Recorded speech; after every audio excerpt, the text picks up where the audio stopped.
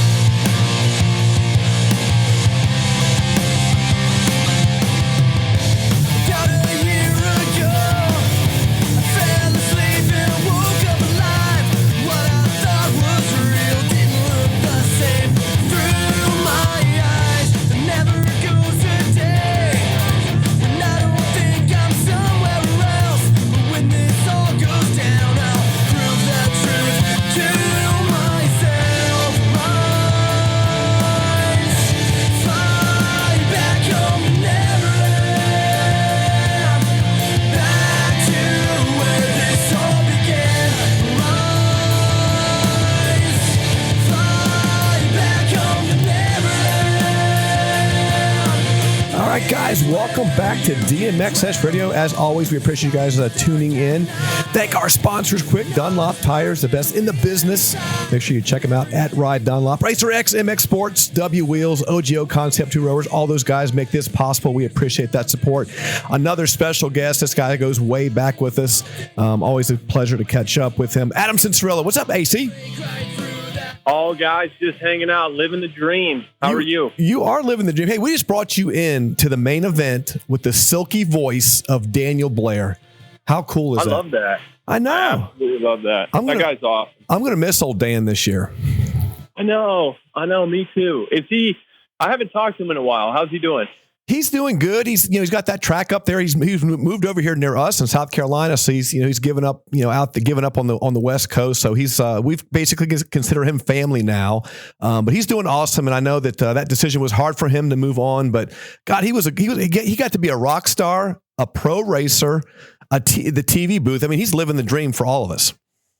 I know, and I actually had him on my podcast. Yeah, I saw that. Earlier this summer, and he was telling me, man, he's had a lot of different little ventures, and I respect the hustle. It was cool to see him go from racer and then kind of work his way from the bottom. It's almost more impressive that as much as we love like RC and James and those types of legends of the sport, it was cool that, even Daniel himself would tell you that, he was no legend on a dirt bike. Yeah. But it almost says more about how talented he is in front of the camera. Absolutely. So, and can you sing? I mean, can we look for you to be a rock star at some point? I cannot sing. I could probably play the triangle, maybe the ukulele. Hey, what about in the car, in the shower? You just don't belt out Blink the whole time? I mean, just top of your lungs, just going for it?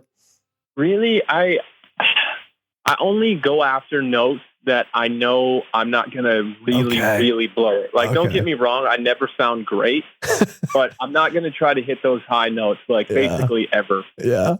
I know you're going to the Blink tour next summer, right? I mean, you miss a race to catch a Blink date, right? Next summer. Yeah, I've actually never seen Blink live with Tom. Okay. So I'm going to have to make that happen, but I'm not sure.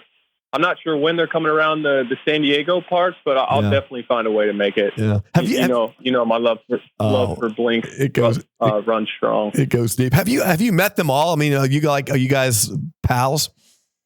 No, I don't think I've met. I might have ran into Travis Barker once. Okay. But I don't think I've met. Definitely haven't met Tom or Mark. So. Dang, I thought maybe you'd run into him somewhere.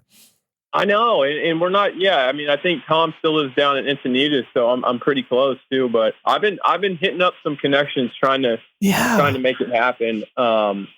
Daniel Ricciardo, that obviously F1 driver, he's hung out with him a bit, and I'm always trying to hit him up and be like, dude, when are we all hanging? Hey, just make it where it's a Daniel date, and then all of a sudden it's a Daniel Blink date. It's just wherever. Oh, exactly. That would be legendary. Would you geek out? Would you fanboy on him? Would you try to play it cool? What would you do? Man, that's a great question. I'm the same way with interviews and podium speeches, anything. I'm always better when I just go off the top and I don't really have anything planned. It's kind of just a loose idea of how it's going to go in my head, and then I start talking, and it normally turns out all right. So I think I'd just run it. I mean, I would definitely, I try to be myself as much as I possibly can.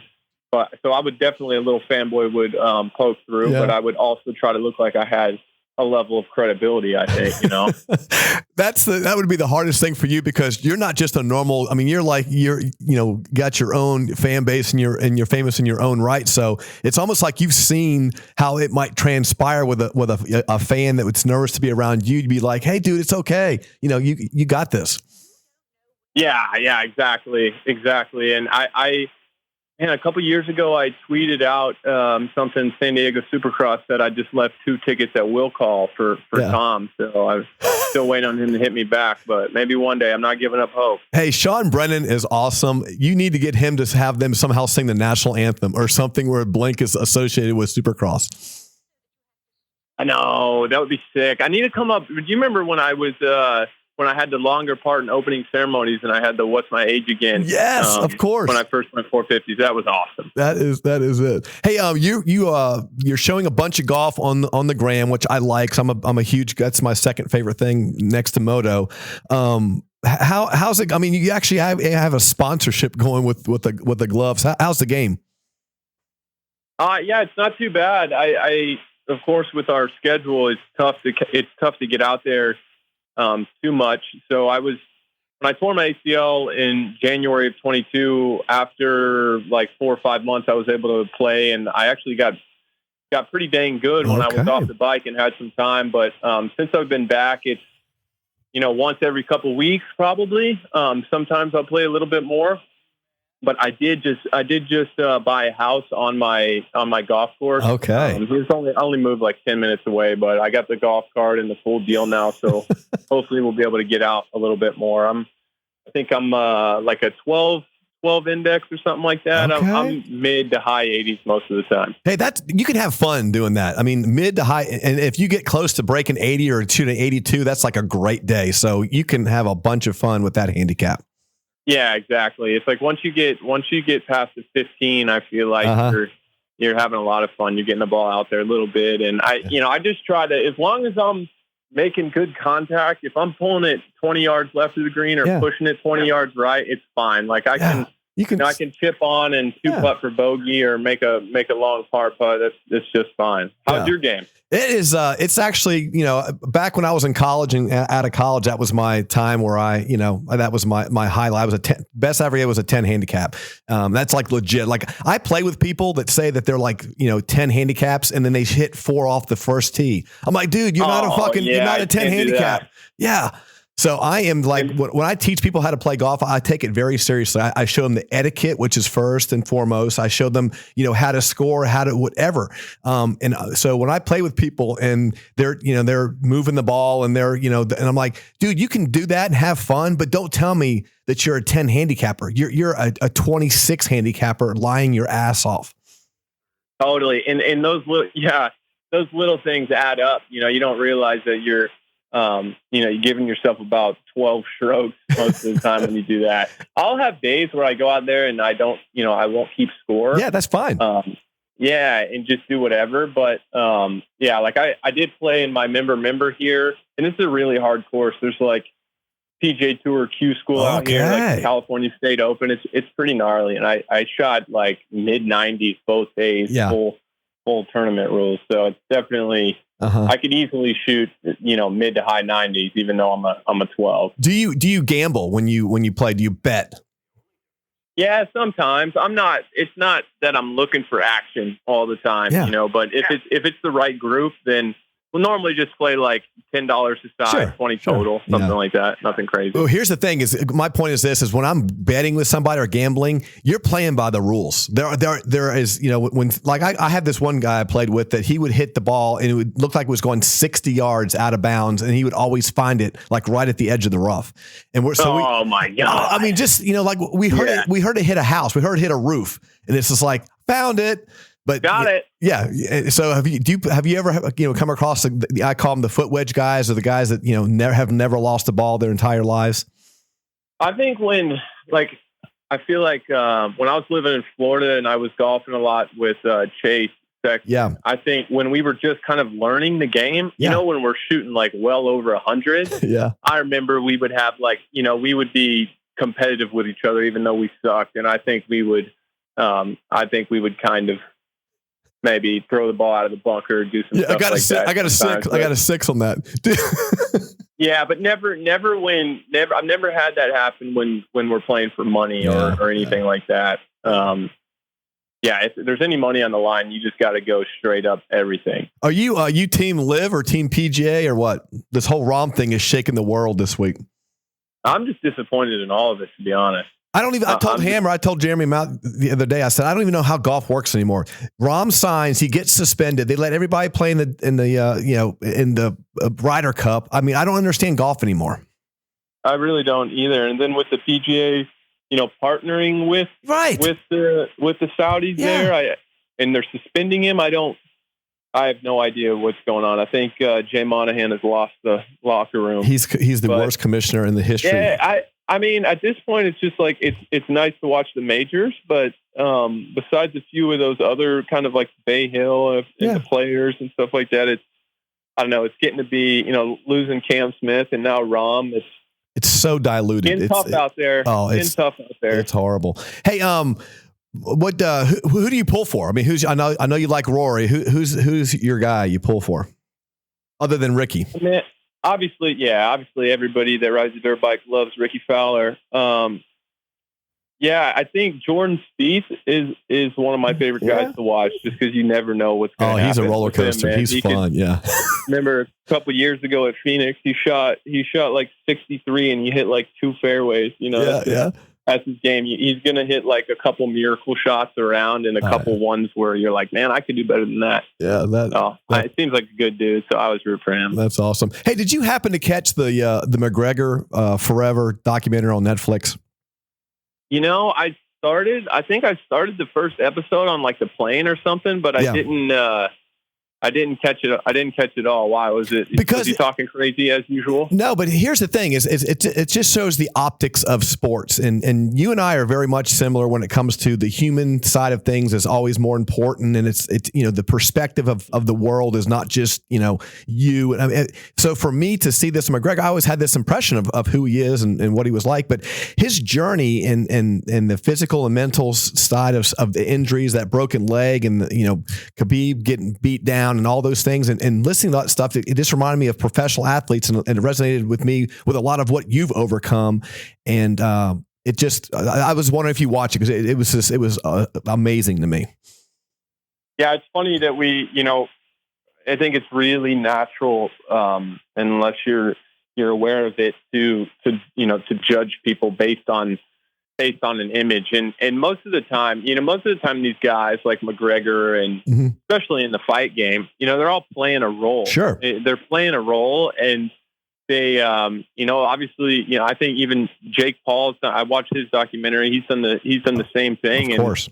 And I think sometimes people take it a bit too personally, because it's kind of, sports are like a distraction from our lives, right? So everybody, it's like it's like when you watch when you think about it, when you go to the movies and you watch a movie, it's like you want it to be real. Like, and I think Good that's point. kind of what those guys are playing on. And I think, I definitely think there's a lot more to those guys, those big name guys than we think, for sure. Of course, you just think he's like an egomaniac, crazy dude, but you never really know. Well, that's the whole thing, is being aware of your strength while you fight your demons is, not just a person, but every, professional athlete has to go through that as well. And Connor said something that, everybody talks about, what's the percentages between mental and physical and stuff. And Connor flat out said, at this level, it's 100% mental. I don't want to hear 90-10. It's 100%. And then he kind of goes through the whole process of breaking that down and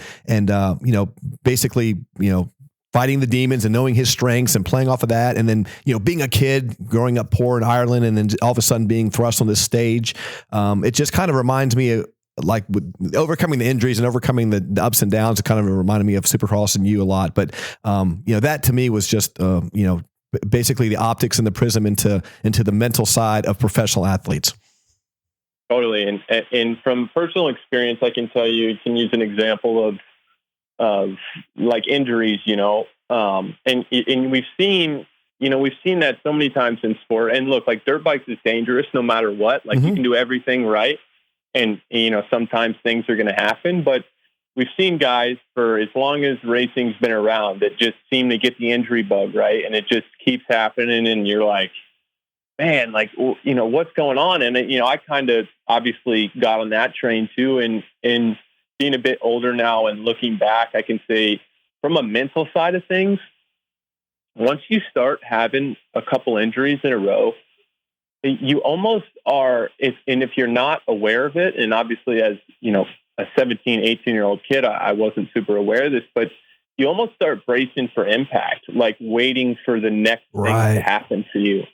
And I really see that a lot, just in sport in general. And it's something that I noticed that I did. It was almost like I was afraid to let myself get too stoked on whatever I was doing at the time, because it was like I was expecting something bad to happen to me, and that's just the body doing its best to survive, fight or flight. But definitely from that side of things, I think, you could have all the ability in the world, and if you don't believe you're worthy of something, or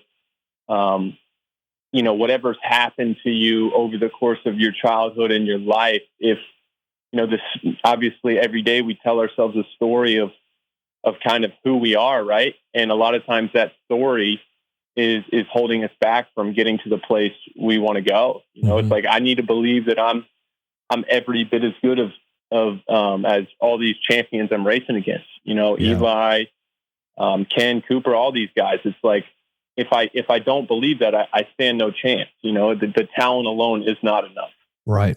And if you look at every other sport, and our sport is unique in so many different ways, but all the ball and stick sports, there are a million colleges, there are a million whatevers. So as they come up, ours is funneled through Loretta's, and so the amateurs, you guys are under the microscope from the beginning, and that is you're being watched as you grow up before your balls drop until you're a man battling the best in the world every week, and that is a optic that most of us couldn't handle, and that's what your realization is. You've always known this. You've always been under this, between your mistakes, your shortcomings, your embarrassments, your successes have all been amplified by that.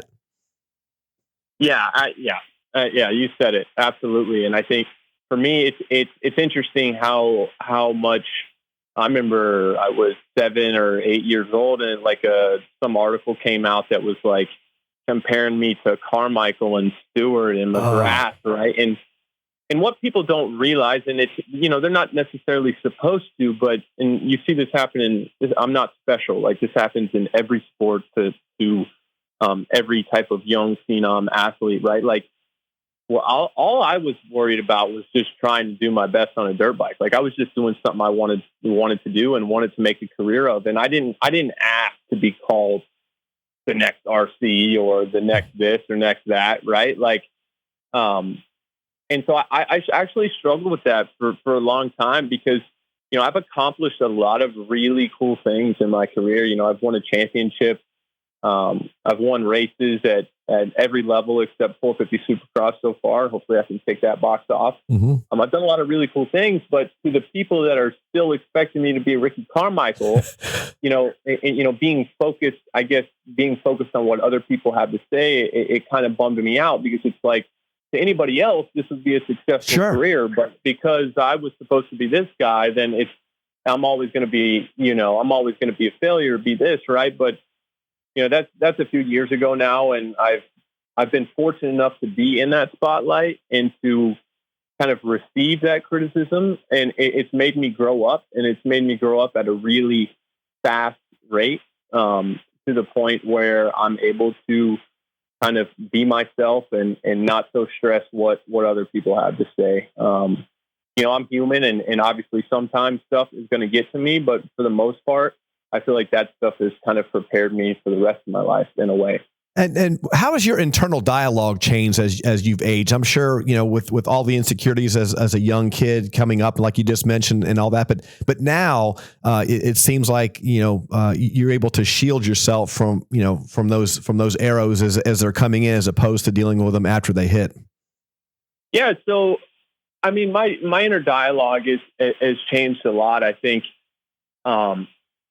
My dad was my coach as a kid, and we were all my mom was traveling around with us, my sister too. Like, everybody was making sacrifices, and everybody was just trying to do, the best they could. Everybody had my best interest in heart, but obviously my dad was he was tough on me. Of course. He definitely told me how it is. He was tough on me. And I kind of adopted that kind of inner dialogue, where he was just trying to push me the best he knew how.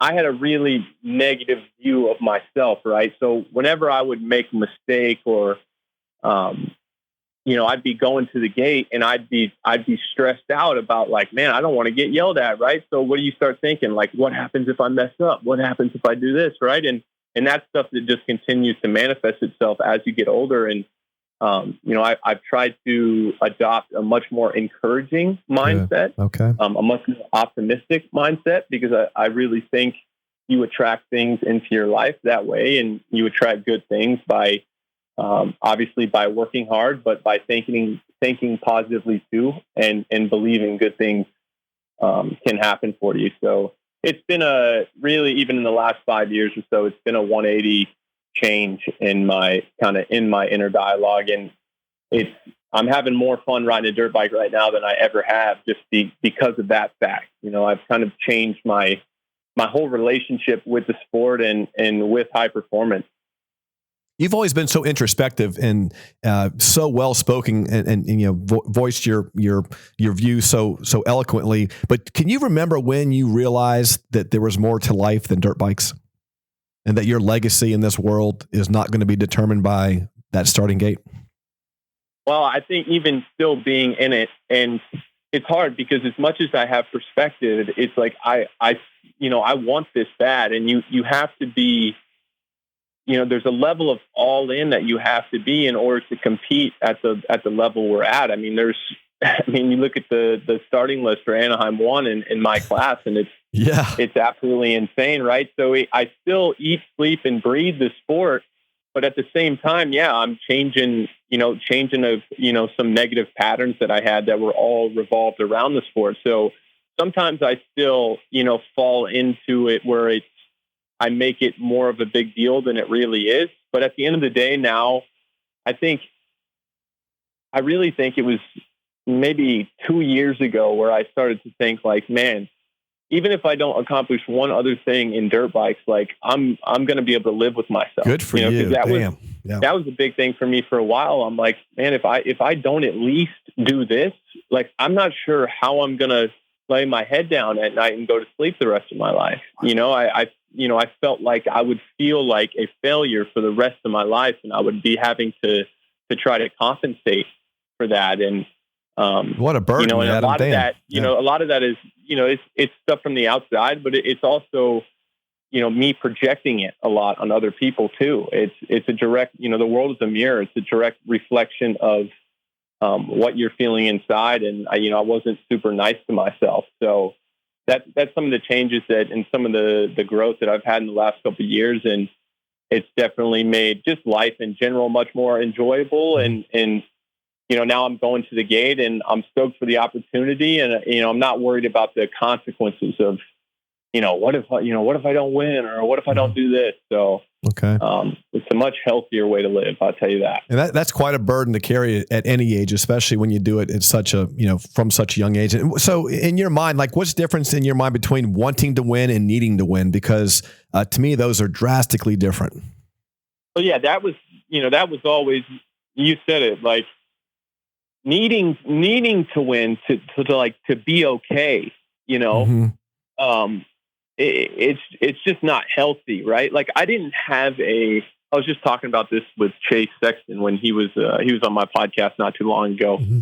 I was just talking this about him. Like I didn't have an identity beyond a dirt bike at all, because I was taking it so serious from such a young age that to me, my worth in myself was completely 100% reliant on what I was doing on the dirt bike at the time, to the point of I have a good race, life is good, everything's great. And, then you have a bad race or bad results or a string of injuries and stuff like that. I mean, if you remember early in my career, there was I kind of had the same thing I had a couple years ago, where it was like, man, it was one thing after the other. And all I had ever done up till that point was win, and win and win and win. And so now dirt bikes wasn't going great. And obviously that caused a lot of issues internally for me, because I'm like, that's your identity. Yeah. Yeah. That's my entire identity. I didn't have anything to fall back on. So, it's one of those things, like I heard this golfer talk about, I don't remember who said it. I'm paraphrasing a bit, right? But it's like with dirt bikes, you have to care so much. You have to care so much and put so much into it. And if you don't love it, you basically don't stand a chance, right? But when you're out there, you can't. It's like you have to learn how to not care. It's like a golfer hitting the next shot, on 18 to, got to make a birdie to win the Masters. It's like short memory. Your life is riding on that moment. In that moment, you're not going to be able to hit the shot.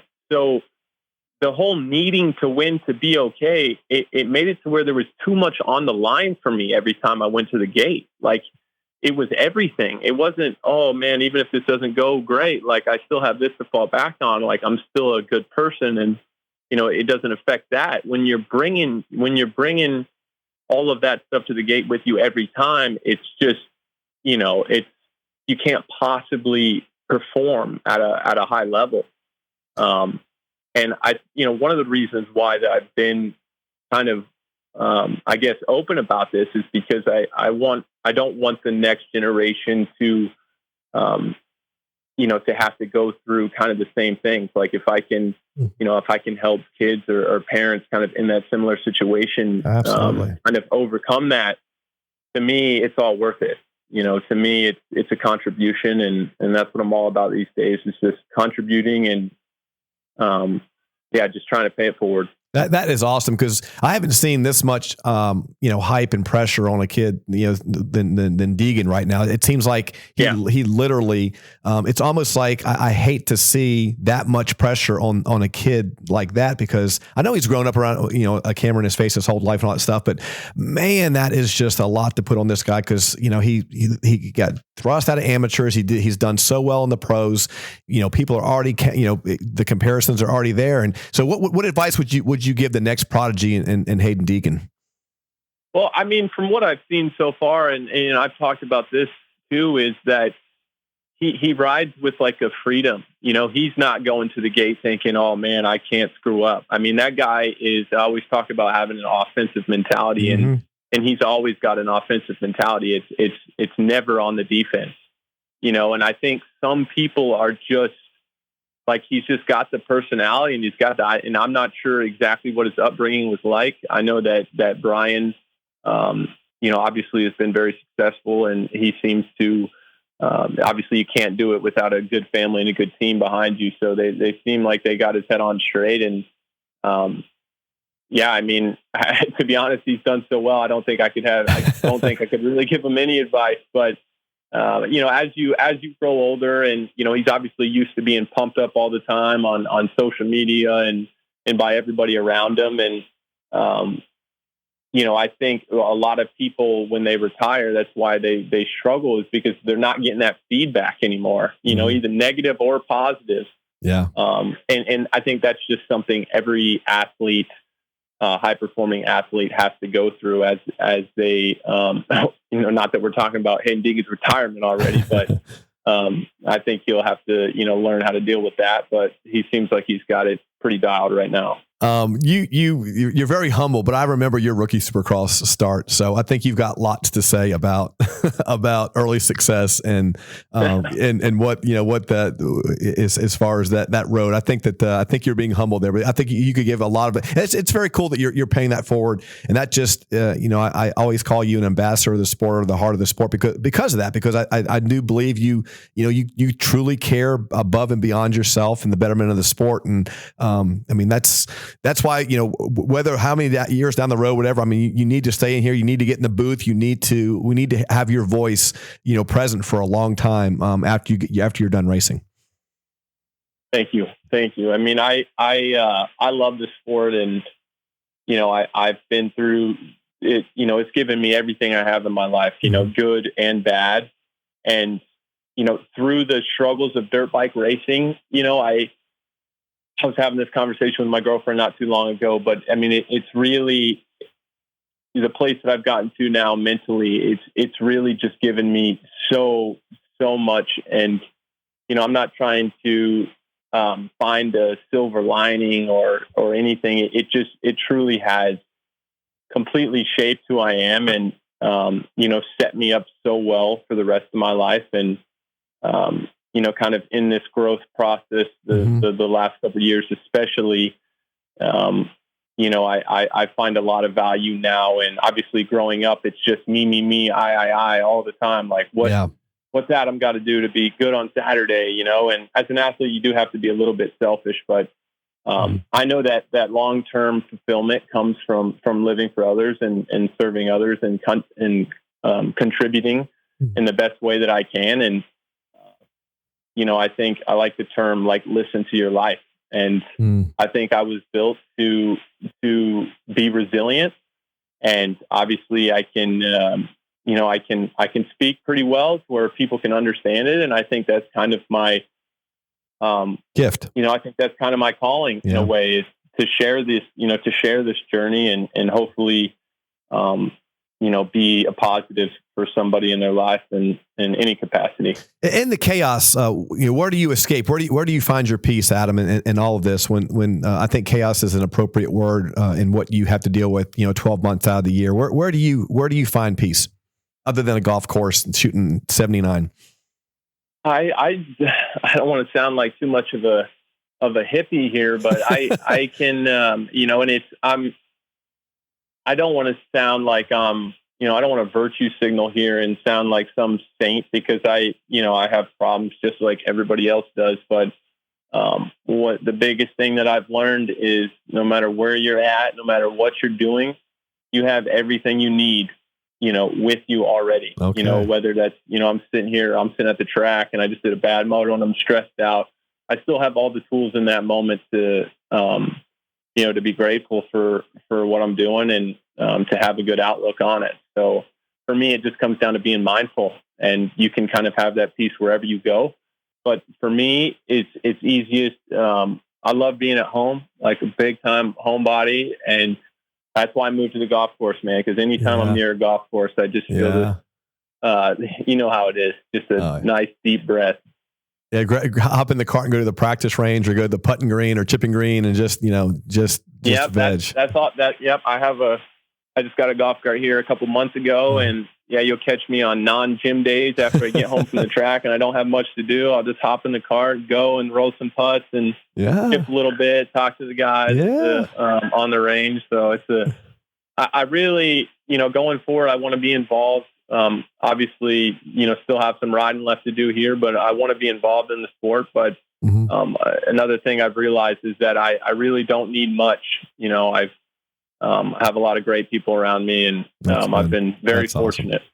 Hey, when you look back, like talking about as a child and having to overcome that anxiety, is it like a fear when you didn't do well? Would you call it like that? You were actually came to the point of fear of not doing well enough, or is that the wrong word? Petrified. Oh my gosh. Okay. Petrified.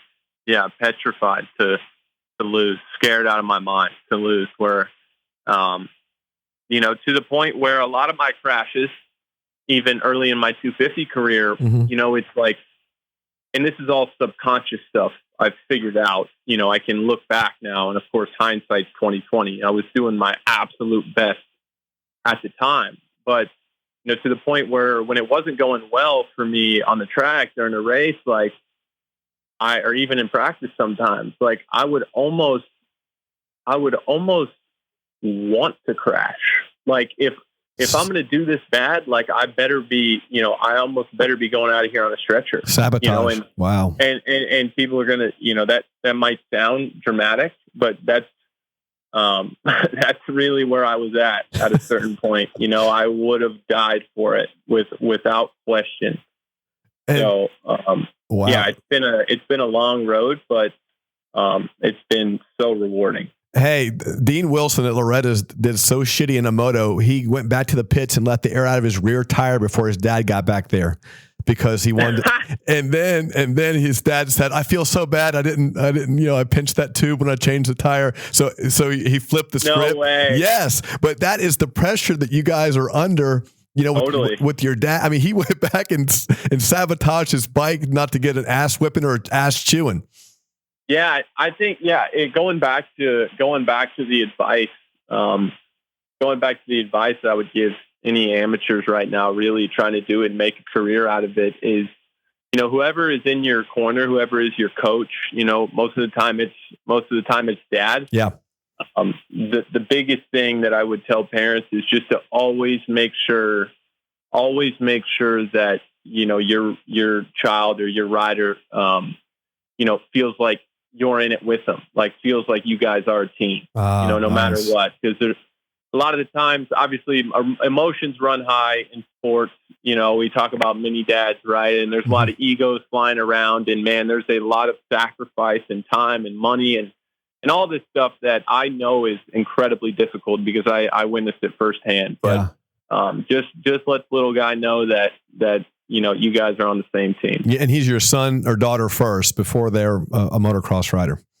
Exactly, and there's more value in that than anything else.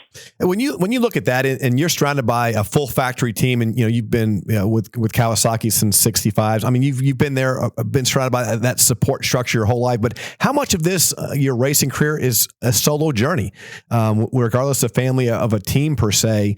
It's other than a team event in golf. It comes down to that as well. I mean, it's still you hitting the shots. You're still racing the bike. It's still a solo journey in and of itself. At the end of the day.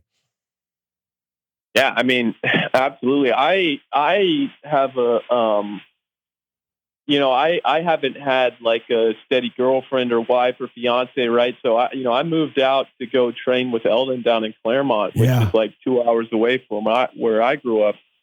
I moved out when I was 17 years old, and I pretty much lived by. I have a wonderful girlfriend now that we live together out here, but I pretty much did it all alone from 17 to 25, 26, and that's at first it was awesome. Like I loved being by myself, freedom. But through the ins and outs, there's a reason why it's typically.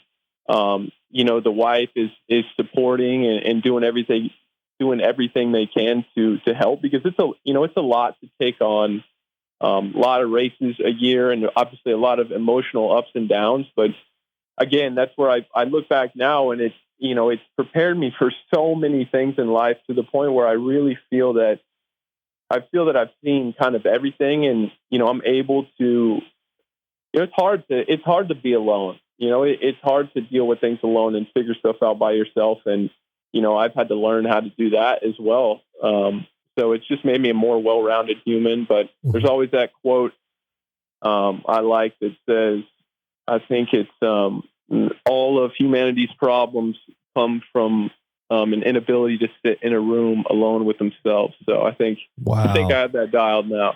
That is awesome, because if you're petrified, I'm hoping that fear is gone now, and with your perspective and all that stuff. It is. Yeah, it's a different feeling. Yes, sir. And it's like a different life.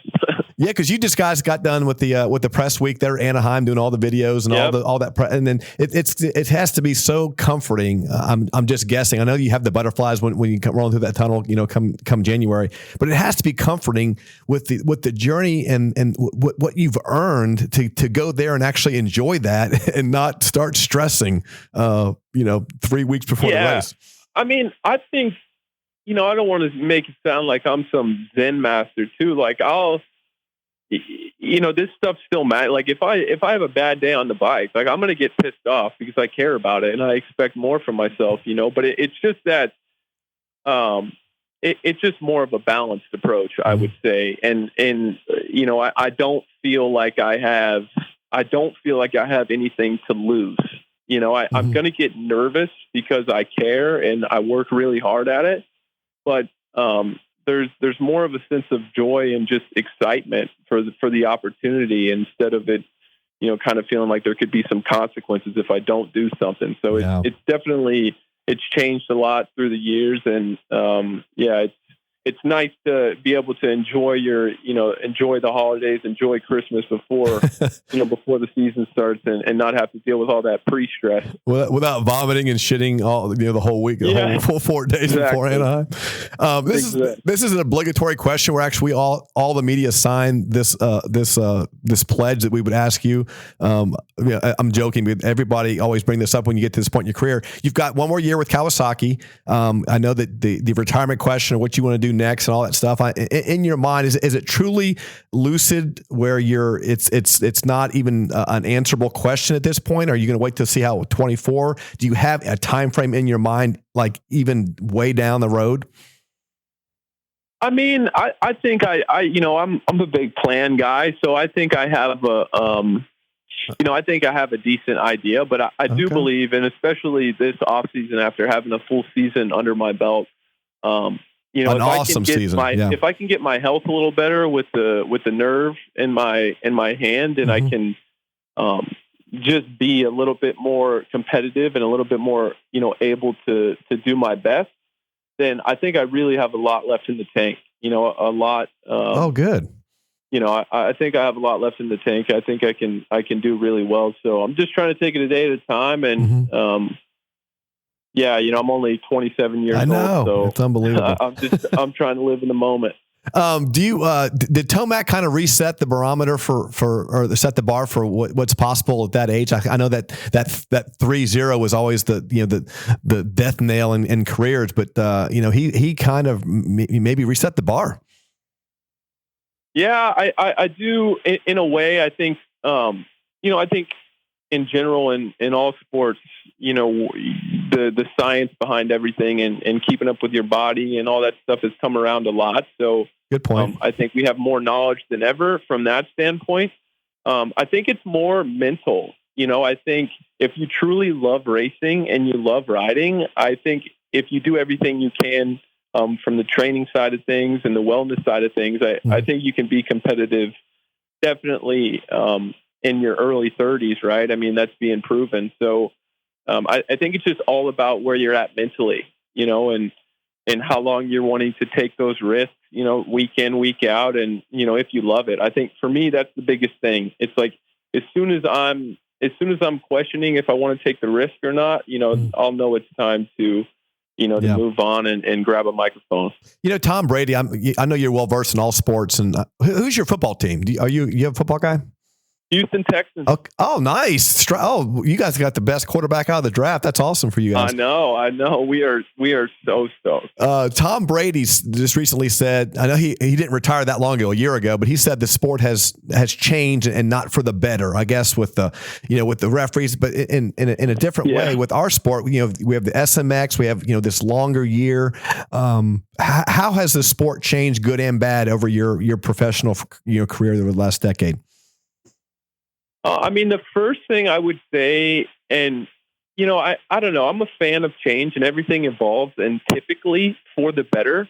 I think a lot of it has to do with your perspective, right? Like I'll probably always think the guys that I raced against were the fastest of all time. Of course, right? of course, 100%.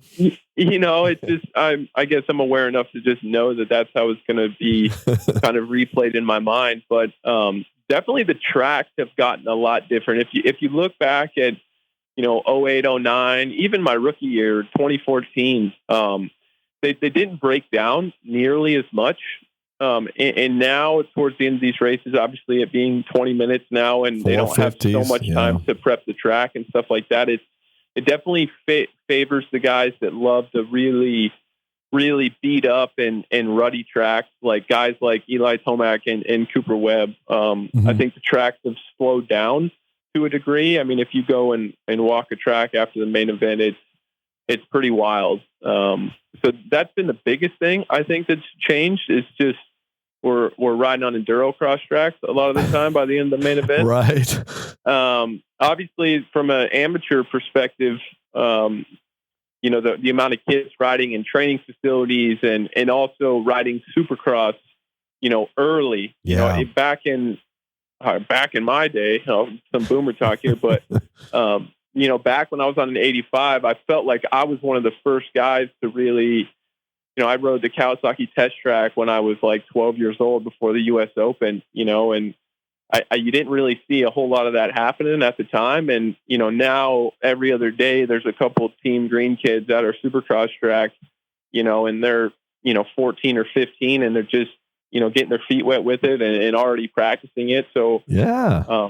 No matter what my personal biases are, I believe that everything evolves better. I think the next generation is going to be faster and better than the previous. The equipment's going to be better, and it will always, the level will always increase. I'm not quite sure if there's a limit on that or if it just always will. All right. But I'm looking forward to seeing where it goes. And I think the sport is at they had like 6,000 riders at Mini O's or something. That's I heard. Insane. So, yeah. I'm really excited to see, the next generation and what they can do. You've got to see some of your heroes, the guys you look to, you retired with Reedy and Stewart and RC and Wyndham and all those guys. And you got to you see how they're revered. So how do you want to be? What is your legacy? When it comes to your career, and what do you want the fans and when you're announced on the air? How are they going to talk about you? How do you want them to know you? Oh man, that's a good question. That's a great question. It's not something I think I used to think about that, a lot. When I first went pro, it's like, I wanted to be the best. Like all the records. Obviously I still want to be the best, but I think, passing Ricky Carmichael's championship total might be out of the question for me now. Maybe. But more than anything, it's just like, I think I want to be known for how I treated other people and kind of how I've carried myself, throughout ups and downs. And I think people can relate to that because life will kick the shit out of you. Yeah. And in anything you do, it's like, whether it's on the public, whether if anybody knows about it or not, it kind of does the same thing to all of us. Even the athletes that you saw never lose, like Tom Brady or Michael Jordan. It's like they didn't have any failure at their sport, right? But there's a lot of stuff going down behind the scenes where they have problems just like everybody else. So, I guess I just want to be remembered for somebody that was grateful, and I'm eternally grateful for just the small piece of history I have within this sport, and just really getting to live my dream. And I guess just a motocross purist, a fan that got to live the dream. That right there is an awesome way to say that. And I can't without the permission of the guy, but I just talked to a former champion that, and he said that the biggest lesson he learned after he retired is that if your legacy is what you do on a bike, then you did life wrong. And so and when you're in the moment, it's hard to know that, because look at Brady and Michael Jordan and Tiger Woods. These people were not liked even by their own teammates. And these RC will even say that, how intense he was. You give up something under that microscope. And so to have that perspective as you do now, where you can kind of still have a glimpse of that, knowing that, this is a small part of that puzzle for you is a blessing. Absolutely. Yeah. And the sport has given me that too. It's just, like I said earlier, it's listen to your life, and that's what it's given. You can't control everything, but I'm really proud of the body of work that I have so far. I'm really proud of how I've handled myself, and hindsight's always 20/20. Like, yes, I could have done this, I could have done that, but in the moment I was doing the best that I could. And where I'm at now in my life, it's, obviously I want to succeed and do well. And, I don't want to make it sound like, got a foot out the door and like I don't care or anything, because it couldn't be further from the truth. Like I just wouldn't do it anymore if that was the case. Yeah.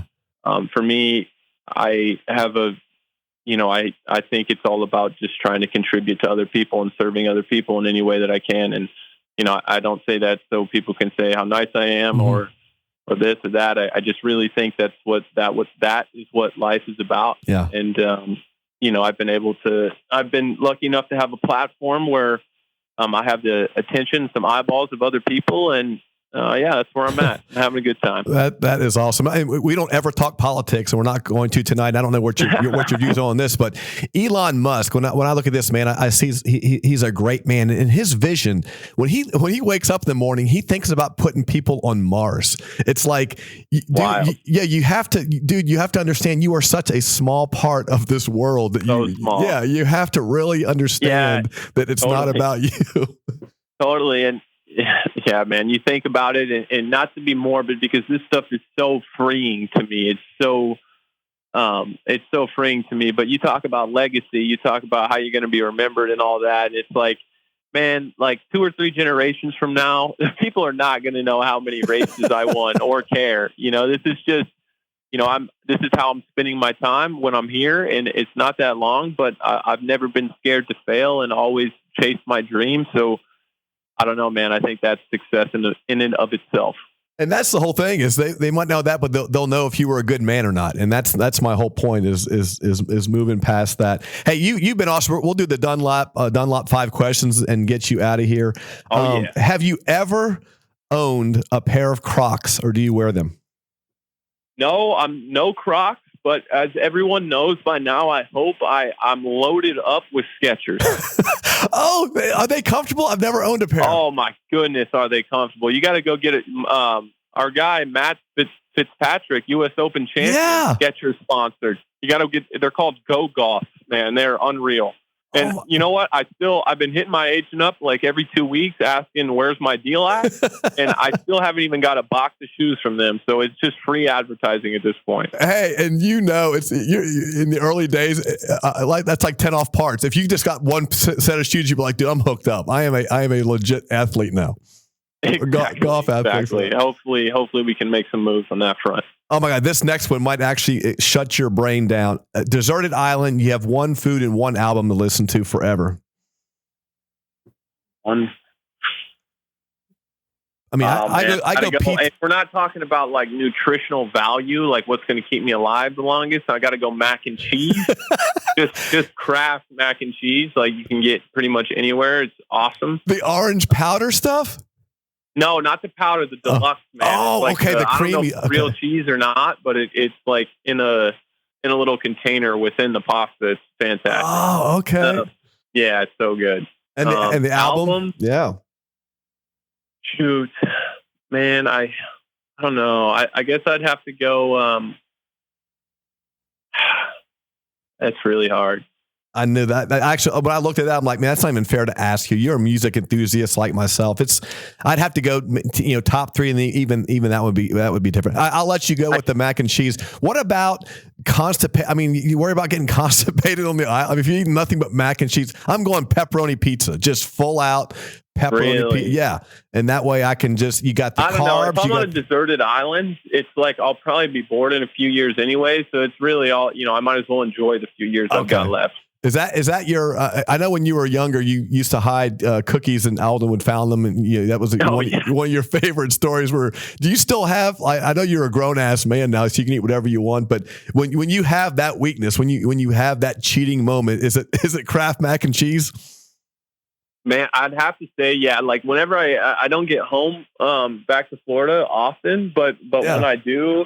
When I go to my mom's place, and she always whips up some Kraft mac and cheese for me. So I guess I'd have to say that. I mean, ice cream, obviously some cookies and cream ice cream whenever, maybe a McFlurry. Slurpees were my thing growing up too in Florida, and it was so dang hot all the time. I'd get like a 60-ounce Slurpee and just spike the insulin. Get brain freeze just slamming it. Yeah, bad. All right. Do you have a Vince Freeze story? Vince Freeze story. I mean, he has a story with everybody. Do you have one ever in a heat race, in a main event, nothing? I mean, when I first got on the 450, I remember I raced them at Monster Cup, and I made a pretty aggressive pass on him. Like I hit him pretty hard, and I'm normally not. I didn't. Yeah, that's not you. Necessarily, it wasn't my goal, but I got him pretty good. And then at Anaheim that season, my first race, I bumped him out of the way. And so I guess since then I've been looking over my shoulder, waiting my turn. It's coming, dude. It is coming. To get cleaned out. So hopefully that's like in practice or something. What do you think of his horse shit in the WSX? I mean, have you watched those clips? I mean, that's like I really haven't. I haven't seen all of them. Oh my gosh. I guess you'll have to wait a couple years until I get on a microphone, and then I'll give you my honest opinion. Hey, all I'm saying is if you're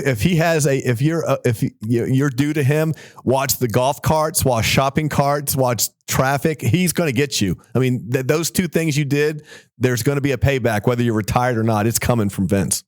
I know, but one thing, I know he's a golfer. I sat next to him on a flight one time and we talked golf. So maybe, I don't know, maybe there's some type of bond there. That's what I'm going to go with that for now. Okay. I'm just going to say that we're tight. That's awesome. Well, Adam, thank you. I know between trying to get your PGA card, your podcast, your professional motocrosser. I mean, you're a busy man. You got a new house. You got a girl. I mean, all that stuff, and you still found a way to give DMXS some time after all these years, man. We definitely. I know you do these all the time, but you won't find anybody that appreciates our time more than we do, and over the years. So thank you very much. You're a damn delight, sir.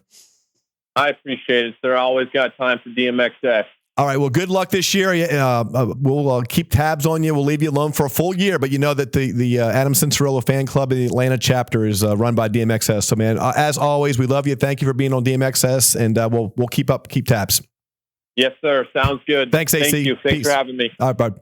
All right, there we go. Adam Cianciarulo.